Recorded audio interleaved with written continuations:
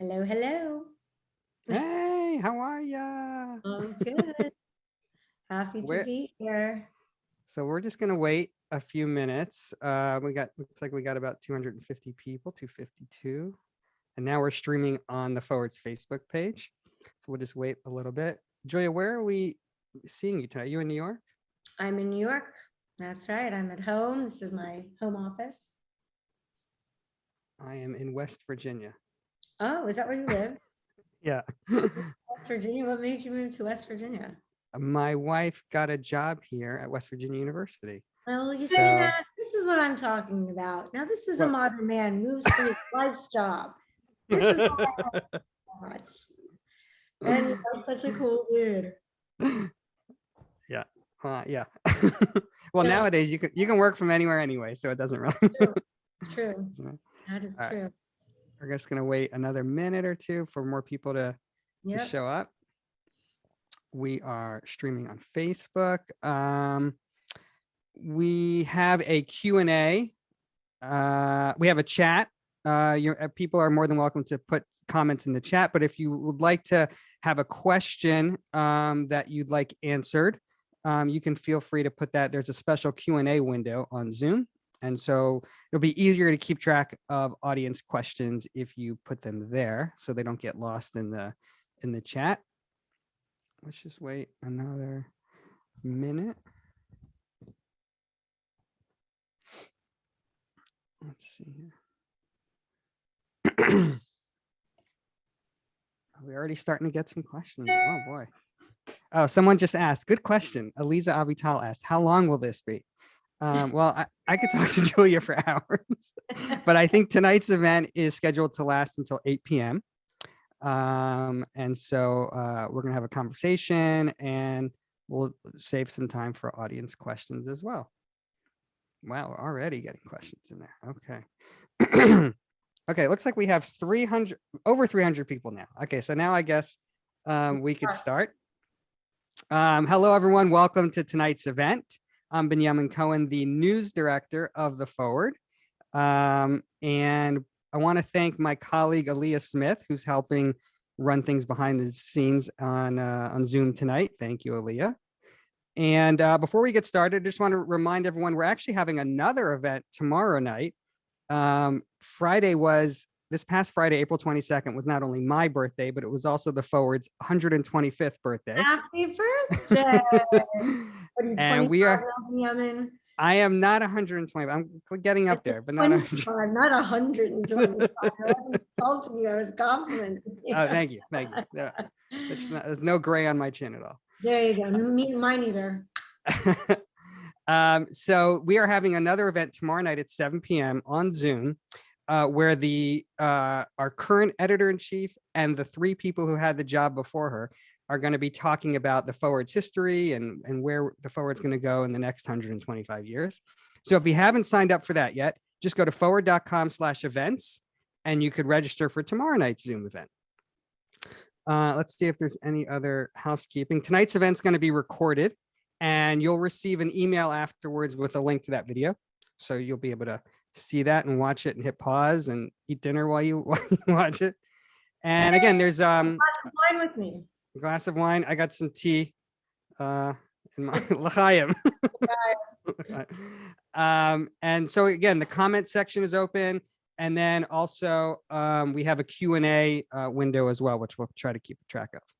So welcome, Julia. Thank you so much for having me. I'm so honored to be here. We're honored to have you. I guess we should say out front that Julia and I know each other. We've known each other for like 25 years. I think we were just doing the math before we got on here. Long time. He was a kid, a child when I knew him. Yes. I haven't dated myself enough. I don't know how I was in college, I think, when we met. Yeah. So the history is, and we'll get to this also, it's in Julia's book, actually, is my dad was the principal of a co-ed Jewish high school in Atlanta in the 1990s. And he hired Julia to be in charge of the girls' Judaic studies department, if I recall correctly. Correct. And you moved to Atlanta and our families became friends. I think you were at my wedding. I was. And my dad is actually in your book, makes a cameo in your book. Dad is such a lovely human being. It was the first time when someone spoke to me who was a Rav and looked me in the face. I was like, wow, this man is so cool. That's crazy. I mean, you were already you were like mid-20s then, late 20s? Late 20s. Yeah. And that was the first First time positive any Orthodox. Rav ever once looked me in the face. I was like, Wow. this man is amazing. I like him. I want to work for him. He talks to my face. It's incredible. So I want to hear the whole story of how you got from from birth to now. But so I just want to tell people the book, right? We're talking about Brazen, which came out a week or two ago. And in the book really goes through your childhood, your first marriage, and basically until the age of 42, I think, Yeah. when you left the Orthodox community and got into the fashion industry. And actually, for fans of your Netflix show, the book actually ends like before the Netflix show even starts. That's correct. So really, the book is like the decades before the Netflix show. So can we talk about the broad brushstrokes of your story, of your journey? I know you were born in Russia to a prominent family, and you grew up in Texas, and your family wasn't religious. Can you tell us a little bit about that story? Basically, the way that I explain it to myself is that my parents both grew up in the communist system. And so they were brought up with this idea that you live for an ism. And when they were younger, my father was the head of the youth communist party called the Komsomol. And they sent him and my mother around Russia to kind of preach communism. But instead, what happened is my parents became completely disillusioned with communism because they saw what a mess the country was in, and that the communist ideal did not gel with the communist reality. So they went in search of another ism. And so they started learning about Judaism. And so they met in the dead of night under the stars, hiding, afraid, because people would literally get arrested for practicing religion. And indeed, my father was arrested. And then my family was traded for grain in the Jackson-Vanik bill. Basically, people like my family, the refuseniks, people whose civil liberties had been harmed because we were Jewish, America traded them for grain because there was this grain embargo on basically like what's going on now with the Ukraine, how everyone's embargoing Russia. The same thing was happening. It was a different bill. Right now it's called the Milevsky bill or the Machevsky bill, something like that. Back then it was the Jackson-Vanik bill, but the idea was the same.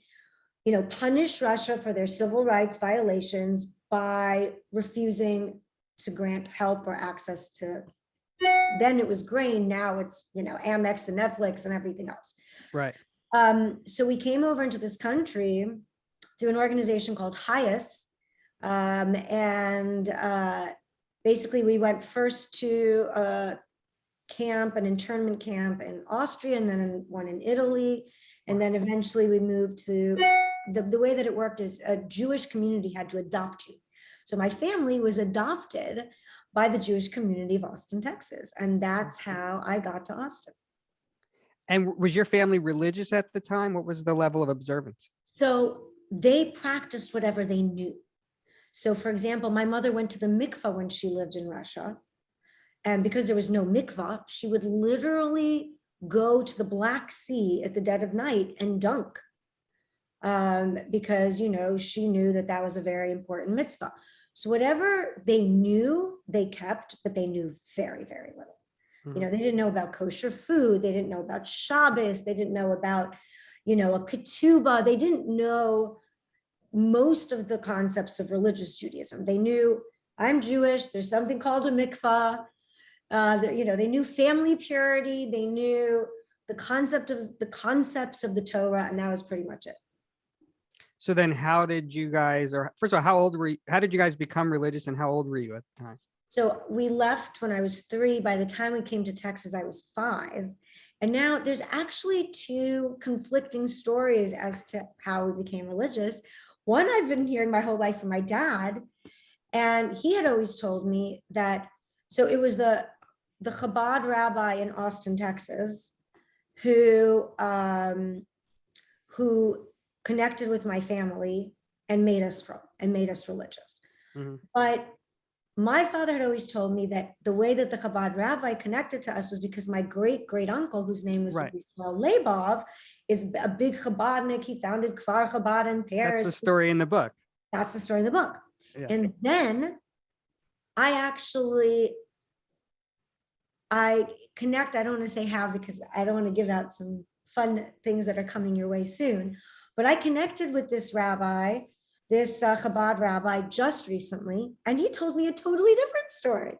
He told me it was not my great great uncle, but he was actually in yeshiva, and some yeshiva bacher who was sitting there with him told him, oh, you're moving to Austin, Texas. There's this Russian Jewish family. They're the first Russian Jewish family in the state of Texas, because it was in the 70s. This is pre-perestroika, pre-Gorbachev. So we were literally the first Russians to get into the state of Texas.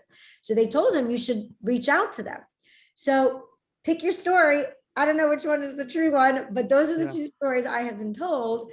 And so this Chabad rabbi is the one who brought my family to religious Judaism. And then my parents decided Lubavitch wasn't religious enough. So they went to the whole black hat, brisk yeshivish world, more, study oriented, more, intellectual, philosophical, more, what yeshiva, it's all focused on the yeshiva. So. Right. And so at some point they realized that Austin, Texas is not the epicenter of ultra-Orthodox Judaism. And so indeed. So you moved to Muncie at that point. We became religious by the time I was already 8 or 9, we were already keeping Shabbos, kashrus. Then by the time I'm 10, it's a sneers is getting thrown in there.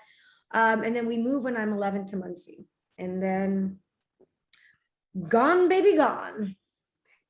You're off to the races. Off to whatever race you want to call that. I don't know. And so you talk a lot in the book, the beginning of the book, the chapters in the beginning about your teenage years there and how you obeyed all the rules, except you had, I don't want to say you had a boyfriend because you didn't have a boyfriend. No. You had a boy who was a friend who you secretly met a couple times. I know, it's so naughty. So what was that? So you weren't allowed to talk to boys. You weren't allowed to have zero, zilch, nada.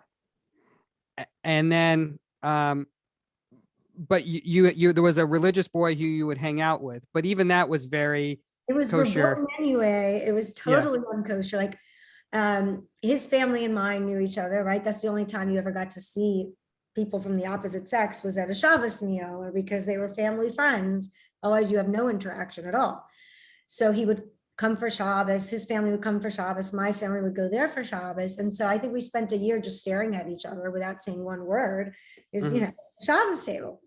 And then he would just come to the house and do errands for my father, help my mom, anything to make an excuse to be in the house. And then and then eventually we started meeting in the back of Beis Yaakov. But of course, total nagia, didn't touch the guy for 2 years, didn't even touch his shoulder or hold his hand, nothing. Yeah. Something you'd see on the Hallmark Channel, very G-rated. No, something you would see on the 1950s Hallmark Channel. I believe it to be. Yeah, a very kosher relationship, so to speak.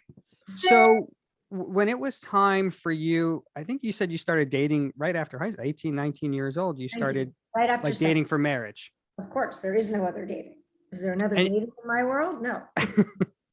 And you weren't allowed to pick a boyfriend. Tell us about that matchmaking process and how that was for you.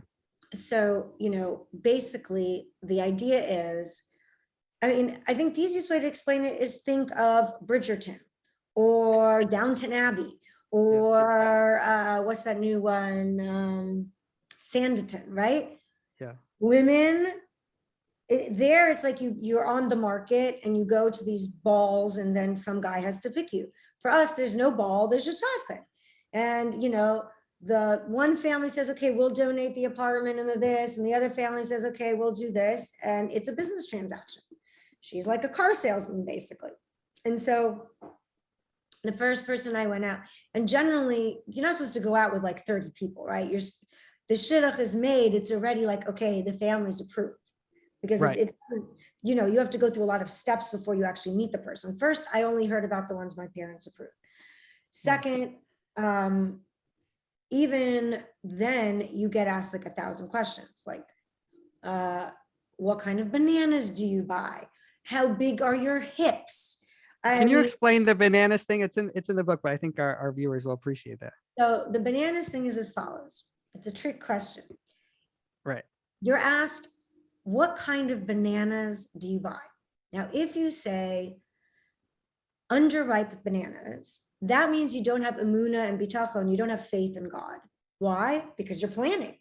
You don't believe that Hashem, when it's time, will get you the right banana. Okay. If you buy a ripe banana, like ready to eat banana, that's bad too, because that means you like instant gratification. That's amazing. Now, if you buy an overripe banana, then you're a woman who's not fussy, who is careful with money because you're buying something that's pretty gross, but it's cheaper, and you're not high maintenance. You're buying an overripe banana. So every question was fraught with, you know, landmines that really told people about your quote unquote nature. I was also told, don't talk too much. You don't want the guy to see how intelligent you are. You're never going to get married. If people actually know what you can do, you're never going to get a shidduch. So just keep your mouth shut. So, which is basically what I did. I let the guy talk and I nodded and said, yes, and very interesting. And everyone told me what a fascinating conversationalist I was, so I went out with the first guy and he proposed on date 3. And again, they're all very prescribed dates, right? Because number one, you're not allowed to be alone. Forget about not touching each other. You're not allowed to be in a yichud. You're not allowed to be alone together. Number 2, so you have to. So you would go like to like a hotel lobby or something? Exactly, hotel lobbies. We got a little more creative. The guys who I was dating knew that I was, you know, unusual, so to speak. They were all warned that I'm strange. So they tried to be a little more creative with their dates. But again, you're never alone and you have 3 hours. It's a very prescribed amount of time. And then, so the first guy I went out 3 times. We're talking 9 hours in total. And he proposed. And I said no. And then the second guy went out again 3 times, 9 hours. And he proposed. And I said no. And then I went out with the person who became my husband, Yosef. And I said no. And my parents were like, no, you don't get to say no. You already said he's not a mass murderer. You've already gone through 2. It's him. That's it. And so in the end, they managed to convince me. And so that's how I got married. A few hours of conversation in a crowded place. And I had to make a choice for the rest of my life.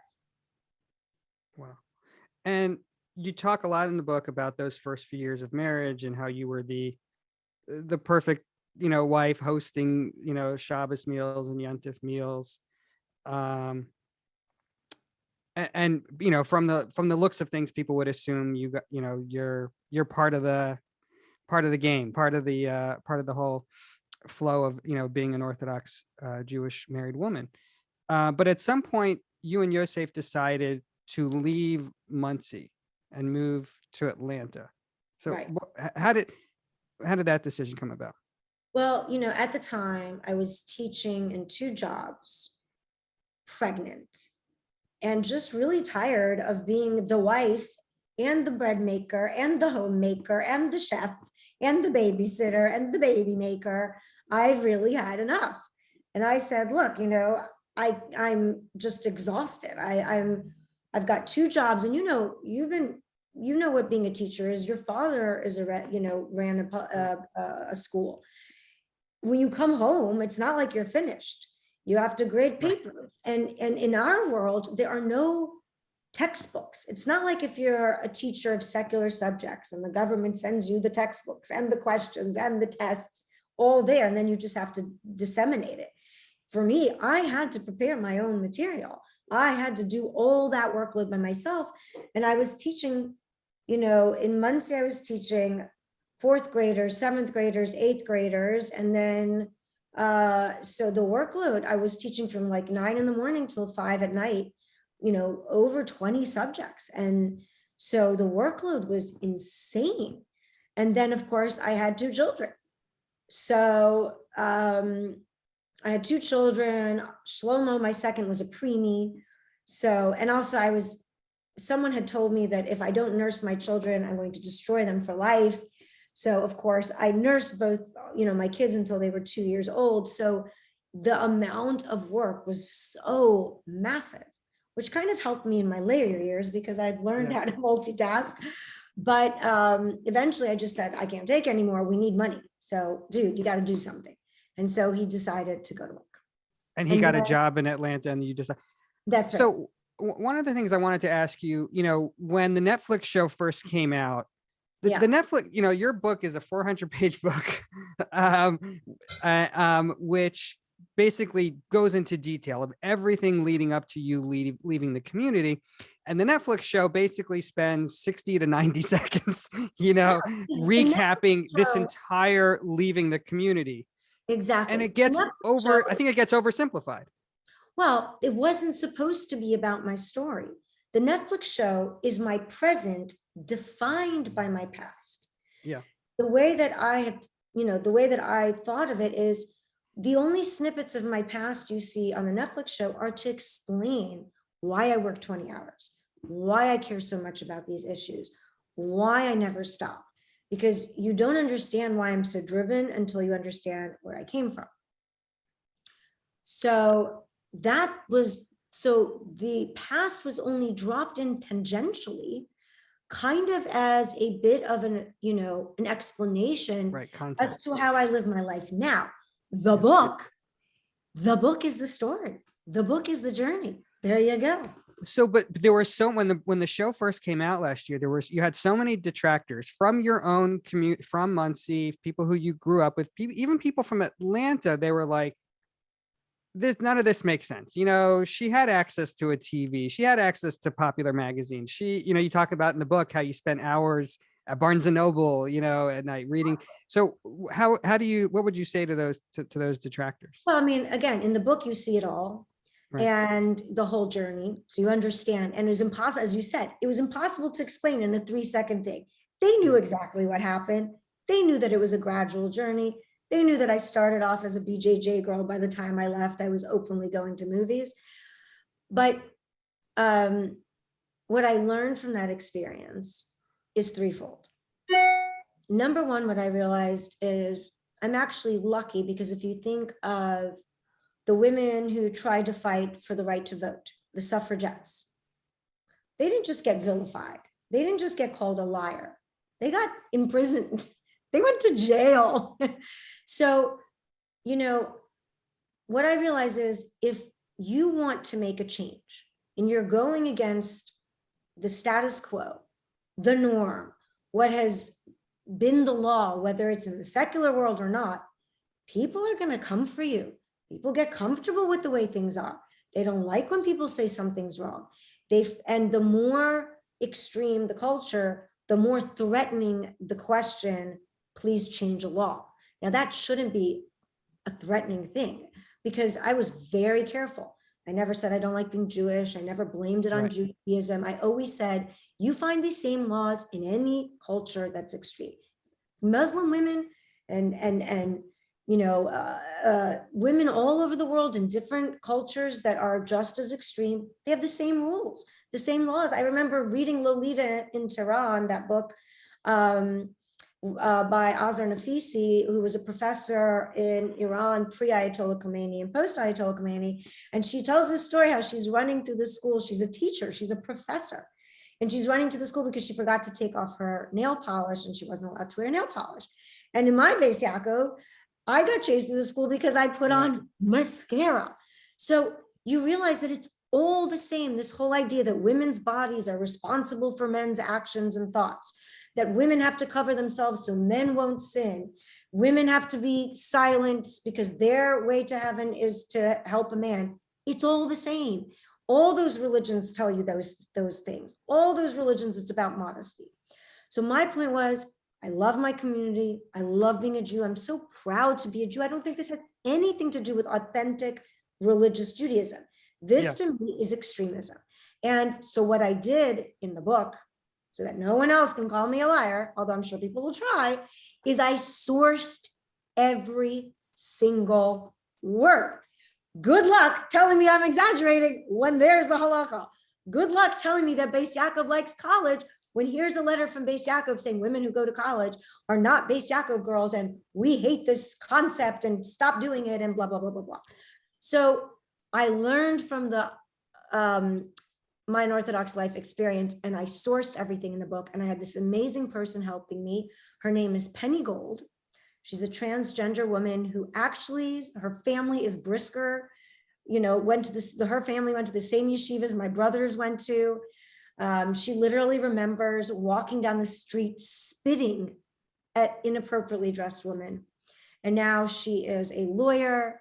And she was so helpful because she actually learned Gemara, learned Mishnah, because of course women don't learn that. I needed a man to help me, or someone who was a man at some point, because otherwise women don't learn those halachas. They don't learn those. I taught myself Aramaic, but you know, most people don't speak Aramaic as a girl. Guys are taught it, girls are not. The first thing that caught my attention when I started reading the book was, you know, for anyone who grew up religious, you'll know the term Mar Makomos. And I think I mentioned this to you when we talked before. Yeah. Mar Makomos are basically a source sheet. You know, before you go to a lecture from a rabbi, he'll give you a source sheet. You know, I'm going to talk about the laws of meat and milk, and here's the 30, you know, references, this Talmud page, this thing, this thing, this thing. And your book, I'm going to put this link here in the Zoom chat. It comes with, let me just pay the link right now. It comes with 39 pages of Mar Makomos, of source material of this Talmudic page says this and this. I was just like, I think people forget, and again, it could be because of the Netflix show, that you weren't just an Orthodox woman who decided to leave the community. You were, I mean, in Atlanta where I was, you were the head of the Judaics department. Like you were a teacher, a Judaics teacher who left the fold. And therefore, as you said, you're coming armed with knowledge, source material, knowledge, and source material. Aramaic. I studied the Talmud. I delved into the sources. I was trying to make sense of why my life was so miserable. Yeah. So let's go back to you had married, you moved to Atlanta.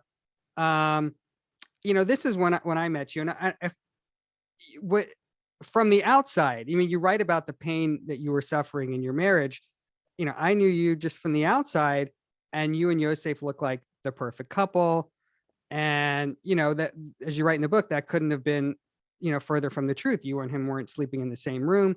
Did you know that people were looking at you guys as like, oh, you guys are the best couple out there? And we were all striving to be you and Yosef. I did not know that. But I mean, you know what I always say, he's a lovely human being. Yeah. He's such a good man. We're such good friends. I never blamed him for my life because I knew that it was his role just as much as that was my role. And, you know, I'll tell you two really beautiful things about Yosef. So number one, literally almost every single day through everything that's happened in my life over the last few months, he checks on me. His new wife checks on me to see how I'm doing and if I'm okay. Like, how beautiful is that? And then the other thing I'm going to say about him is that he was basically, you know, like my sister, he was basically said, okay, he was given a lot of grief for supporting me and coming on the show. Right. And he left Muncie, moved, he took off his black hat, left Muncie, moved to Teaneck, New Jersey, to a modern Orthodox community, and told every single person who tried to attack me, this woman is a good person. No matter what you say, I'm going to stand behind her and support her. Yeah. And he did not let anyone threaten him or pressure him into throwing me away. And I think he's an extraordinary man for that. So I have tremendous, even though we had a terrible marriage, it's not his fault. Right. It's really not. Someone someone asked in the comments if there are pictures of your old life in the book. And the answer is Yeah, yes, there is. there are. Photos. So, so your marriage was, you were very unhappy in the marriage, and you talk about how, again, it was a process. It was like a 10-year process of you deciding to leave. And you said you were getting really depressed. Your daughter, I think Batsheva, was about to get married, or she just got married. I think you said in the book you were down to, this can't be true, 73 pounds, 93 pounds. What did you say? 73 pounds. 73 pounds. You said you thought about committing Oh, suicide. no, I was planning it. I was purposefully and knowingly starving myself to death because I thought, okay, if I kill myself in my world, there will be such a terrible stigma on my children. They'll never get married. The shidduch system, right? It's like the 1800s. So if there's something in the family, the children don't get married. So I said to myself, okay, I have to commit suicide in a way that people won't even realize that I've committed suicide. So my idea was, I'll just starve myself to death. I'm already a tiny person. So it's not it's not like I have to lose 100 pounds. I needed to lose really not such a large amount of weight. And people will just think I have an eating disorder. Now, an eating disorder doesn't have the same stigma as suicide. So I figured, okay, people just think their mother had an eating disorder and she died of an eating disorder. That was the plan. I want to save time for audience questions. I want to go through some of the other highlights in the book. So you left the community. Probably I would say the last 25-30% of the book is everything that happened. What happened after? I can't decide which is crazier, the before or the after. You guys got to pick for me. I don't know. That was pretty crazy. I mean, as someone who knows you listening to that and how raw you were and saying all the things. I wanted to ask actually, do you regret, you did a lot of wild things. Let's just say that you did a lot of wild things when you left, sowing your wild oats. Do you regret any of those things, or is that essential part of your journey? I regret not spending more time doing a lot of wild things. I got too serious too fast and have stuck around and done more. No, of course not. It's all part of the journey, was discovering who I am in the emotional sense, in the business sense, and in the physical sense. Yeah. And I had to make that decision. And believe me, it's not an easy one. Yeah. I thought about it. I took the stories out. I put them back in. I took them out. I put them back in. I took them out. I put them back in. And I thought to myself, okay, look, it's so embarrassing thinking that some random stranger walking down the street is going to know these intimate details of my life. Yeah. But on the other hand, if I don't tell the full truth, if I don't tell the story, bumps, warts, mistakes, and all, then how does it help anyone? Because they'll just think, oh, well, Julia is this brilliant person and she never made an error and that's why she's successful. That's not true. It was a mess. I was a mess. Yeah. And I want people to know that, because I want them to know that they can be a mess and still do it and still succeed. Yeah. Is there anything what do you miss about the Orthodox community? Like, I remember going to Shabbos meals at your house, and I miss Shabbos meals for sure. I miss the camaraderie. I miss that community sense. I miss my friends, obviously. And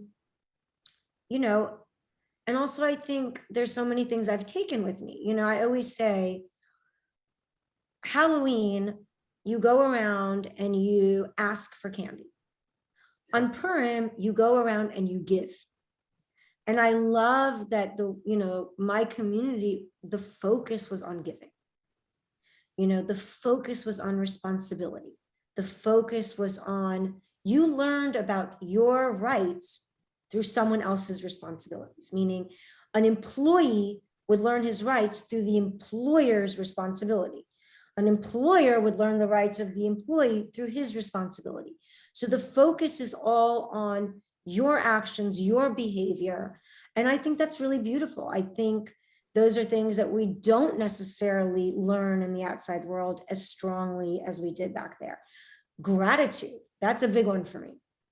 Gratitude's a big one.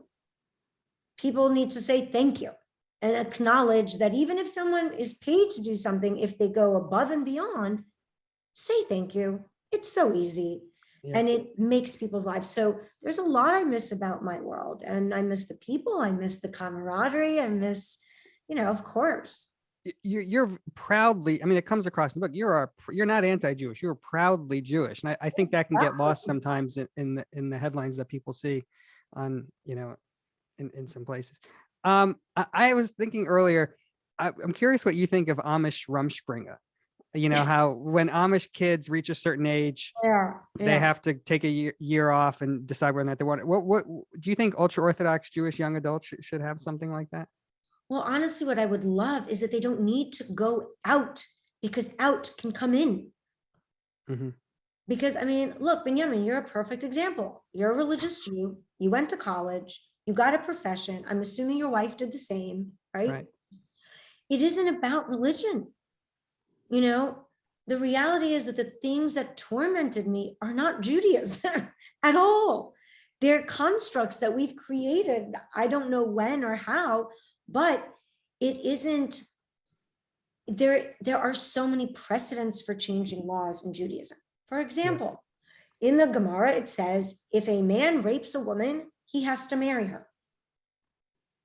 Like, can you imagine if we followed that law now? I mean, it would be impossible. Right. So the rabbi said, yeah, that's a problematic law for today's day and age. We're killing that one. Exactly. There's a few more you guys missed. Can you kill those too? Right. That's all I'm asking for. So I have a lot more questions, but I want to just pause my questions, maybe take some from the audience here. So I'm looking at the Q&A. Randy Rosenbaum asks, how much religion do you practice now? For instance, do you keep Passover? So I do keep Passover, and I do Sukkot. I do Passover, Sukkot, and Hanukkah, but Julia style, so I'm not eating chametz, and I'm basically wearing a bikini by the pool, but I take my family every year, generally, except for this year, but generally I take my family, we go somewhere for Pesach. I take them to a place where they get the kosher food and the rabbi and the okay. And I get to sit by the pool and sip Mai Tais. So, I do Passover, Pesach, my style, but I still love it because I think it's beautiful. It's a family time. The same with Sukkot, and the same with Hanukkah. It's not that I observe it in that sense. It's more that I enable my family that's religious. I make sure that everyone has everything they need so that we can celebrate Sukkot together. Yeah. Terry Eastland asks, and a few people have asked similar questions, so I kind of roll this all into one, is, did you ever think about exploring a different denomination in Judaism? Obviously, you went from ultra Orthodox to selling lingerie. There's a lot of things, there is modern Orthodox, there's conservative reform. Is there other things that you thought about maybe going first? Originally, when I left, I wanted to be modern Orthodox. That was the plan. And then I started meeting people and reading literature and realizing that what unites us is so much bigger and more than what divides us. And I came to this realization that I do believe in God, whether you call him Hashem or whatever name you ascribe to him. Do I believe that you have to go into a building with other people to speak to him? I do not. Do I believe that any person on this earth knows what God actually wants? I do not. So I don't believe in organized religions of any stripe, shape, or form. But I have to tell you, I speak to God. He may be annoyed at me because I talk to him so much, but I talk to Hashem all the time, just in my own way, in my own time, in my own place, without anybody telling me how I should do it. Yeah. Another question we got from the audience is from Alana Carmel, and a few other people have asked this as well. They want to know, what is your relationship now with your family? I know we've saw on the Netflix show, I think your sister was on it. Are you still in touch? There's some siblings you don't talk to. What about your parents? They don't talk to me. None of my family speaks to me. You do have one sister who... Nope, she doesn't speak to me anymore either, because she got into so much trouble after the show that she chose the community over her sister. Wow. How does that make you feel? Terrible. It's really hurtful, really painful. You write in the book how you stopped being invited. There was one last, I think it was a wedding or a bar mitzvah you It went was a to, bar mitzvah. My sister Naomi's bar mitzvah in Israel. Yeah, that and was you it. weren't wearing your wig, and then I they said couldn't do that. it. I brought the Yeah. shaitel. I brought it, a tznius and modest dress. I put it on my head and I threw up. I couldn't wear it. It was, Yeah. it was like willfully and willingly putting my handcuffs back on. I couldn't do it. Couldn't do it. And we got another question from Eva Kleederman. Hopefully I'm pronouncing that right. We see in the show that some of your kids are not religious. Some of them are to certain levels. How do you, are you convincing them to go one way or other? Or you just want them to choose what they want to choose? My job is to show them the world. What they choose to do with the knowledge and that they see is up to them. I never push them in any direction. The one thing I push is education. Education, education, education. Yeah. I want my son Aaron to have a real education. I want him to go to an actual normal college, not one of these colleges that you know. So that's my only thing that I've ever pushed at education. Other than that, to me, the way I see it is my job is to educate them and show them what's out there. What they choose to do with that knowledge is completely up to them, and I will support them any way they choose. We're open for more questions. I think I went through a lot of the questions in the Q&A. So if you have more questions, feel free to put them in. In the meantime, I'll go back to some of my questions. What was, tell us a little bit about the Netflix show, since a lot of us who are watching are fans of the show. How did that come about? So interestingly enough, I sold it. So basically, originally it was supposed to be an ocu-series about what I did in Elite, right? In EWG, how I transformed the industry and made it female empowering and made it talent media as opposed to just models. And they told me, it's kind of boring. Like, yeah, you're doing really cool things, but what's the draw? Yeah. I need to know more about you, Julia. And so that's how the show got peppered with a little bit of my past to give color to the story of what I was doing in my present. Yeah. I didn't have an agent. I went to a producer. I sold him the idea. First it was one idea, then it was another idea. I sold him the idea, and then we went together to Netflix and we sold the show to Netflix. And then you started filming it. There was like a scene or two at the beginning, I thought, like a fashion show. It looked like it was before COVID. I wasn't sure. It was my show was 2 weeks before COVID hit. Wow. And then of course we had to close it down because who starts a fashion brand 2 weeks before COVID? No. And so what's is you guys filming a season 2 now? Yes, we did. And when is that? When is that? Lips are sealed, but coming. It's coming. We got another question from the audience. Julia Laredo asks, how would you feel if any of your children married non-Jews? I just want them to be happy and make their own choices. As long as they're good people, I don't care. Bridget Grant asked, has Julia had a chance to travel much? Maybe they haven't watched the show. I haven't. I have a goal to go through I think there's 192 countries in the world. I would like to travel to as many of them as humanly possible. I've been to, I think we counted recently, I think I've been to 47. So I'm getting there. Slowly. 47 countries. Yeah. Wow. Somewhere around there, 45, 47. I can't remember. Bridget says, come to London soon. I love London. Does your Gloria LeBoyer, sorry if I'm mispronouncing these names, ask, does your family talk to your children? They only talk to Aaron. That's the youngest. Yeah, one, they don't talk to my older three because my older three aren't religious. So they only speak to the religious one, Aaron. There's a whole Save Aaron campaign out there. Evil mother. What advice would you give to a younger version of yourself? Run. What are you waiting for? Get out. I mean, but didn't you have to go through all of that to become who you are today?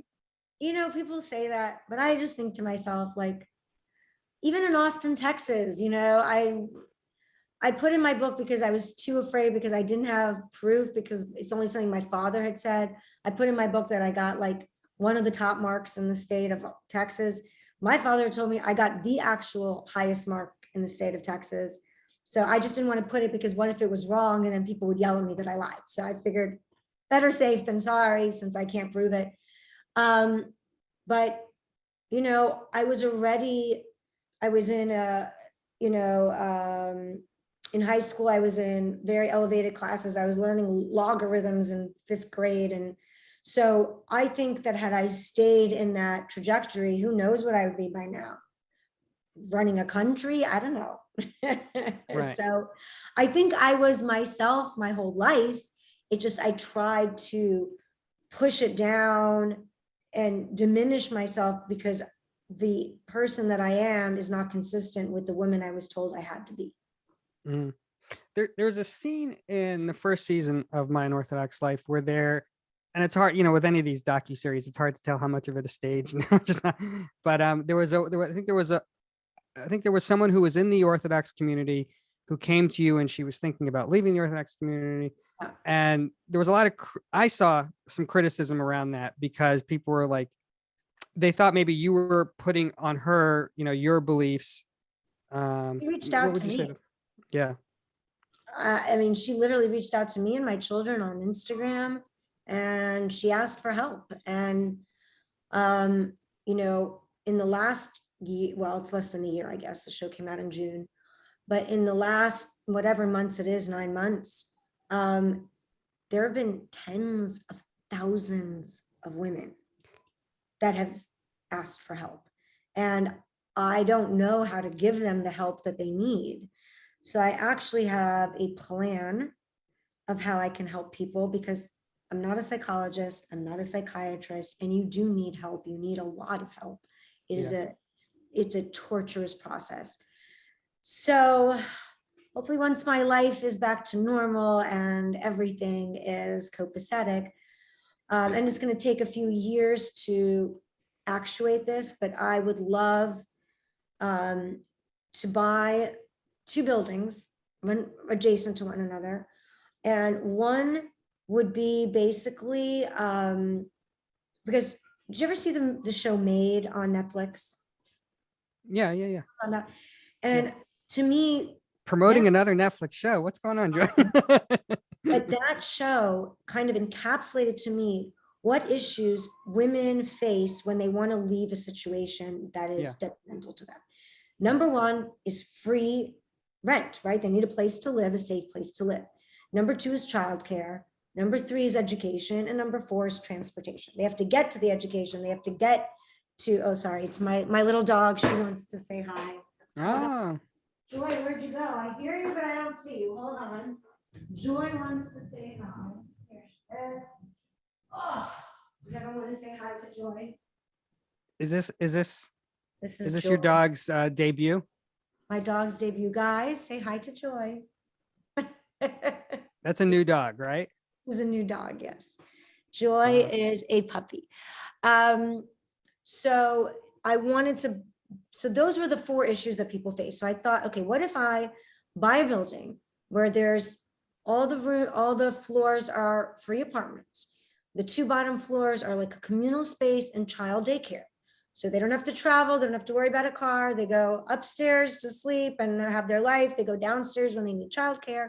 And next door would be the education center where there's the professors and the teachers to help people prepare to go to college or to learn a profession. There's the healthcare givers and the mental health caregivers, the psychologists, the psychiatrists, everything that you need to time travel, because it feels like time travel and it's really you talk about that in the book. disorienting. Yeah. So that's kind of my idea. It's going to take me probably 3 to 4 years to actuate it. But I think because I can't help, I mean, there's literally tens of thousands of women who reach out to me. How do I help all of them? I don't know how. And so this is my idea so that I can bring together the people who do know how and create a very safe, harmonious space so that that journey from the 18th century to the 21st century is not a lonely or frightening one. And there is help and support to help the women who feel as I do and who are traversing that same road. Yeah. Somebody in the comments talks about an organization called Footsteps, which is also helps ultra Yes, Orthodox. exactly.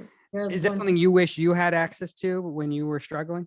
Oh my goodness, if I had known that Yeah. such things existed, you know how much easier that transition would have been? I had no idea. It didn't occur to me to ask for help. Yeah. And I was really at death's door. I mean, let's be honest, I was a mess. It was not a good time. And it would have been incredible if someone was there to help and guide me and teach me. I mean, that would have been unbelievable. Right around this time, we have a few minutes left, but right around one of the most touching parts of the book that I was reading, right around this time when you were struggling and your marriage was, I don't know, your marriage was crumbling. It never really took off, took off to say it was, but your little brother died in a tragic car accident. That must have had an impact on you as well. Of course, of course. And I think the biggest impact it had, other than, of course, obviously the trauma of losing a loved one, a child, if he was 5 years old, was what it did to my family. And whatever semblance of normalcy still existed in my world got eradicated. There was pre my brother's death and post my brother's death. And post my brother's death went to a level of extremism that even before had not been seen. We didn't eat strawberries anymore. We didn't eat artichokes anymore. My parents were adamant that, well, my mother was adamant that none of her sons would be anything but rabbis. Every vestige of the outside world was eviscerated. What's the strawberries and what's the meaning? Oh, because of bugs. Fresh strawberries will have. Oh, right.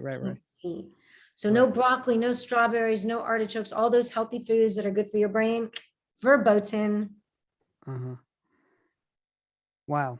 What do you hope people take away from the book? I mean, it's a whole, as you said, it shines a whole light that you've been in the public eye for a few years now and people see one thing, but I think the book tells a completely different or a deeper story. Yeah. Well, to me, what I hope people get from the book is that if this crazy woman can do it, so can I. I mean, to me, I want you to read my story and go get your own story. I think, especially women, but I think this applies to anyone. We're so often taught and told what we can't do, what we're incapable of, to the point that we start believing it. And so we don't even try. And we think it's too late. I don't know how. I'm too ignorant. I'm too afraid. I don't have the skills. I don't have the tools. I don't have the education. I don't have the wherewithal. I don't have the money. In the end, if you really want it, go get it. Go get up right now. Hang up this Zoom and go get it. That's what I want people to get from this book. Lutz, I'm going to totally mispronounce his name. Luciana Kardonsky says, do you remember the Russian-speaking girls you taught in Brooklyn in 1991? I hope we had a hand in you breaking free. She was one of your students. Wow. Yeah. My goodness. Yes, I do. I have, you see in my book, I speak about all of you. Oh my goodness. I'm so touched. Hi there. Thank you for reaching out. And yes, you did. And in fact, I have to tell you, I don't know if you remember, one of my students, her name was Batsheva. And she always questioned everything. She didn't believe a word I told her. And she was such a little rebel. And she made such an impression on me. And when my daughter was born, I thought of that girl. And that was one of the reasons, even though Batsheva was born on Shabbos, so she's the daughter of 7, in the back of my head, I remembered this girl who never gave in and constantly questioned me. And I loved that so much that I named my daughter Batsheva. Wow. So we got 4 minutes left. I'm going to try to get a couple more quick questions. Or this may not be quick. Somebody asks, what do you want young Orthodox Jewish men to know? What advice would you give them? Your wives are not there to serve you, as shocking as that may seem. And you can control yourselves, even if they're wearing pants. You can do it. I promise you. Leave them alone. Go get a job and a college education. And have fun with sex, please. Sorry. Had to throw that in. I think my dad's probably going to be Had watching. to throw that in. Rachel Smith has a very important question. She wants to know if Joy is a cockapoo. Joy is a cavapoo. A cavapoo. Okay. Yes, very close. Close, Joy. We handle all the hard-hitting questions here. All right. So just in the final minutes left, I always like to ask people when I'm talking with them, if you and I were to have a conversation in 5 or 10 years from now, where do you hope to be? Where do you see yourself? I know we talked a little bit about this plan you have for the 2 buildings. Oh gosh, you know, I'm a planner by nature. You know, it took me my years to get out. So I've got my 2-year plan, my 4-year plan, my 6-year plan. Of course, you know, what's it? Man plans and God laughs. So I don't know. Certainly this year was not part of my plan, but I think, you know, to me, everything I've ever done has been towards that goal of freedom. So I have this vision in my head and I have a plan how to get there, to have an army of financially independent women who don't ask permission and choose how to live their life. And I'm not going to stop till I get there. We will check back with you. Posted. All right, so we're gonna wrap up now. It's 7:58. First, I want to thank Julia for taking the time to chat with us. It's been great catching up with you and having an audience as we catch up. It's been amazing to speak with you. And to Ben's audience, I just want to say that this young man here, has been so kind and supportive and such a gentleman and such a scholar. And I have to say that I'm very honored to get to talk to you. And yes, the wine glass is bigger than my head. I know. It's true. Hence, this is why I bought them, guys. If you're going to drink wine, you should drink wine. Even though I can't manage more, I can't even get through a glass, but it's okay. And I'm just very grateful for people like you who allow others to speak their truth and allow for differences of opinion and understand that we all don't see the world the same way. We don't experience the world the same way, but we can still be friends and still respect each other. And I think that's the way the world should be. You know, I think I'm so proud to be a Jew. I love my community, even if they don't all love me back. I just want their daughters to have a better life than I did. It's that simple. That's a great place to end. Again, those of you who signed up for the Zoom, you will be getting an email with a link to tonight's video. I think we're also going to be posting it on the Forward's YouTube page in the next day or two. And it's also already on the Forward's Facebook page. And again, quick reminder, tomorrow night, our editor-in-chief is going to be talking with the 3 previous editors-in-chiefs about the Forward's 125th birthday. If you want to join that conversation, just go to forward.com/events. Thank you for joining us. And Julia, this has been a blast. I have to come on season 3. Oh, I'll be on season 3. Okay. Yeah, we need to make it on season 3. We got to make this happen. We got to. I'll make a cameo. We got to come up with a good, with a good story. All right, All darling. Take care. Bye, Have a great everyone. night. Thank you guys for coming and listening. Bye-bye.